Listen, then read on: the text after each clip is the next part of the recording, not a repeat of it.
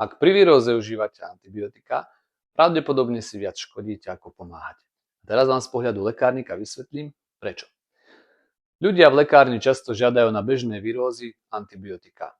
Majú pchatý nos, nádchu, bolí ich hrdlo, kašľú, cítia tlak na prieduškách a myslia si, že antibiotika im zaberú. Lenže antibiotika sú na liečbu bakteriálnych infekcií. Vírózy spôsobujú vírusy. Vírus je iný organizmus ako baktéria a antibiotika nemajú na vírusoch kde zabrať. Tým pádom ich nezničia.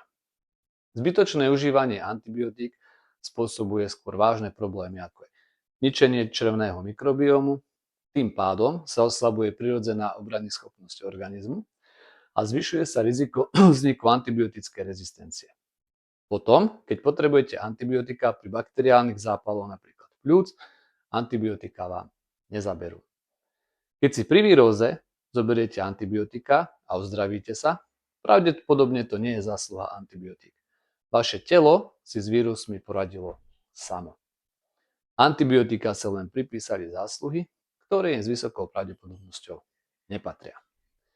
Pri víróze nepotrebujete antibiotika, potrebujete vhodnú symptomatickú liečbu. V lekárni Lieky24 vám nastavíme správnu terapiu. Zastavte sa.